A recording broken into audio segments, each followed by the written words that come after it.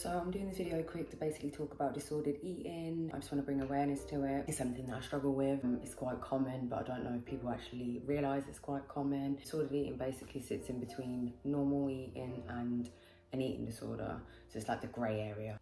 Some of the behaviours that you might have with disordered eating are things like restricting your diet, binge eating, fasting, but I mean fasting for like non-religious purposes and for detoxing and stuff. I'm talking about fasting and you're deliberately fasting yourself. Some people might avoid certain food groups as well. So people might avoid carbs for whatever reasons. They've got an intolerance or because they think that that's what puts the most weight on them. Obviously, when you're not having things in moderation, you are going to be impacted in certain ways like weight gain or weight loss, or your health might deteriorate. Self-induced vomiting, but not to the extent of bulimia.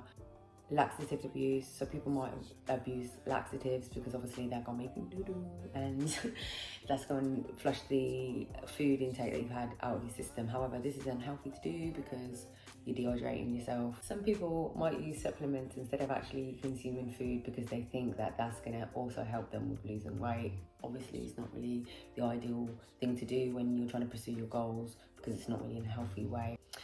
Using diet pills, injections, jumping from diet to diet, or them like quick fix, that's disordered eating and classed as disordered eating as well. So, as I said, there's a massive grey area. Like loads of people probably do this without even realising. People be skipping meals, avoiding breakfast, avoiding lunch, or avoiding dinner, just maybe limiting themselves to like one meal a day, and things like that. The thing is with this, is what I'm going to come on to next. After a while, these things will take a toll on our body. The risk factors of having disordered eating can lead to you actually having a full-blown eating disorder. Another risk is that it reduces the rate at which your body burns energy, so your metabolic rate is going to be all over the place.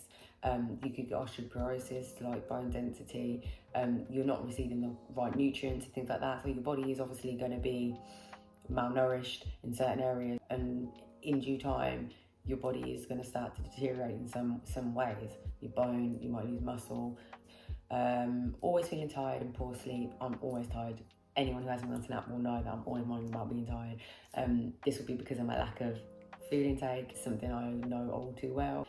Digestive issues, something I also know too well. I always feel like I have to burp or something, like you might have gassy issues, flatulence or IBS, acid reflux, like certain things that might be occurring from the fact that you've got bowel issues, but stemming from the fact that you are not consuming enough food and nor the right foods. Whether it be you've got an intolerance, whether it be that you're only consuming a certain food group more than the other. Headaches. Obviously, you're just starving the brain of food, it's a muscle. It needs to eat. Muscle cramps. I find I get loads of aches and pains like all the time. I'm like, do you know what I mean? Stomach be cramping up and just hurting. I find that when I'm laying in bed, it's just speaking constantly. Do you know what I mean? It's so embarrassing sometimes. Feelings of shame, guilt, low self-esteem. I beat myself up loads if I've noticed that I haven't eaten well or I've gone a couple of days not eating, especially because I feel sucked.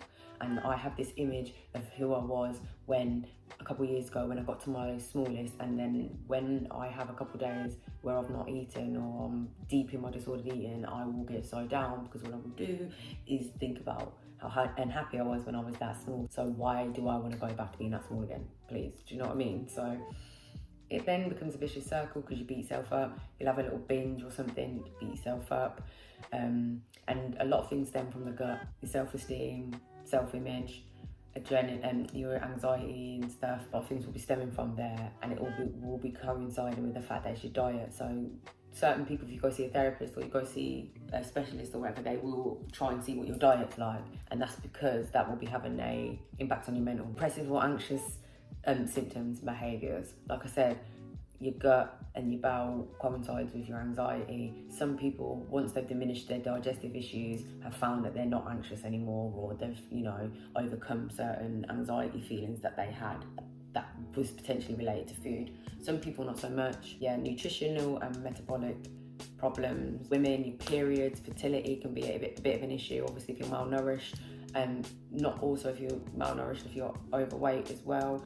All of these things don't just apply to small people who are not eating enough. I'm talking personally to me when I'm talking about not eating enough and disordered eating for what it is for me. Disordered eating might look different for somebody else, and somebody who could be on the bigger side could still be experiencing disordered eating, hence, you know, the binge eating, comfort eating. People also don't realise that when you are restricting yourself from food, or you're not having the breakfast, lunch and dinner 3 meals a day and stuff, or maybe not eating the right foods and stuff, that you're bloating or putting on weight because of these things. Naturally, you might think, if I consume less food, I'm just going to lose weight. But if you're not doing it in the correct manner, you could also then go the other way, where you're putting on loads and you're bloating and things like that. The emotional impact I found from disordered eating, I've researched quite a lot of this stuff that I'm talking about, and also some of the stuff I'm talking about is from personal experience. You have no energy because you've not been eating. You can't think straight, you can't regulate your emotions properly, you're not going to be your true self and who you know yourself to be because you've not got food in you. You're probably going to be hangry. That also is an emotional impact from you not consuming enough food. Lack of energy, as I've said before, the fatigue and that mind fog. You might find that you're dazed out, people are talking to you and you're not even listening to what they're saying because you're just in some dazed state all of the time, disassociated with yourself. Dizziness and lightheaded spells. I find that if I move too fast, if I try to pick something up, I'm dizzy and lightheaded. Hiccups and gas, as I've said about digestive issues. Shakes, feeling shaky and stuff. Obviously, if your body's got too much adrenaline and it's overworking itself, it's in this fight or flight mode, you're probably gonna get the shakes. Sometimes I find that I get heart palpitations. That's one of the symptoms I'll find as well. I personally believe that disordered eating shouldn't really be normalised. Find certain industries will try and make people look a certain way, or get people to do like quick fix diets and stuff to make them look a certain way for a particular role or whatever it be. Sports as well, same thing. However, most of these people that are like top athletes and that will have a nutritionist, will have somebody that's coaching them and aiding them so that they're doing it in a healthy and safe manner, because doing the quick fixes and doing it on your own with lack of knowledge and research obviously is not good. I myself haven't really done any of the quick fix diets. I just really struggle with consuming enough food. Sometimes I've been focusing on calories in, calories out, just so that I can get the basic food in. I'm not really concentrating on whether it's nutritious or not. The whole reason I'm even doing these videos is because I just want to reach out to anyone that's feeling like this and that can relate to me, because I find that I'm just on an emotional roller coaster when it comes to this, and I would love to find people that go through the same thing. And I haven't got a lot of friends or family that experience what it is that I'm going through, so it is hard for them to relate. Sometimes some people, not family, that will just be like, oh, just eat, man. Like, if I try and explain to people, they don't really get it, and it seems as though I'm just a fussy eater, you know, particular, or I'm just coming off like uppity or something, like I'm not eating that. Or some people may find themselves with an eating disorder or disordered eating from trauma or childhood trauma or any kind of emotional impact thing. It's not always about how someone wants to look. So we have to be careful when talking about these things and judging someone on the fact that, oh, you're starving yourself because you want to be skinny or whatever. You don't understand people's journey. You don't understand why people are the way that they are. So just be nice, you know, mind your business. If you're not helping in a constructive manner, just don't say nothing. You know, stop body shaming people, whether they're small, whether they're big. Just stop body shaming people, because I find a lot of smaller people get just as much body shamed as bigger people, and that gets highly overlooked because people think, yeah, but you're small, you're fit, so what does it matter? I might be toned, I might be fit, I might be whatever it is that someone might think, but if I'm not eating the right food or eating enough food even to just live day to day properly, I am not what I look like on my exterior. Do you know what I mean? It attacks people in different ways, but sometimes I just feel sucked. Like, I'll be like, and it'll get me down. That feeling of guilt and shame, like being pissed off at myself, is a lot. But I just think that, you know, we should just be kind to people.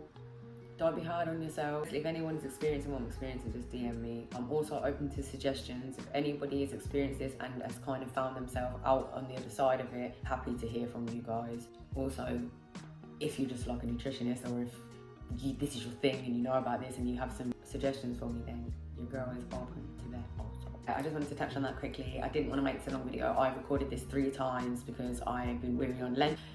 We will have a short attention span now. technology sped things up too fast. So, you know, even me, I was editing my video and getting bored of listening to myself. So I had to re-edit it so that I could make it a bit faster paced. I'm gonna probably do some video logs in future about this, track some of my foods and stuff, more for my own accountability, and also if anyone just wants to try and come along the journey, or just someone to relate to about disordered eating, your girl's here. So yeah, thank you for tuning in. I'm not even gonna do that. Cringe.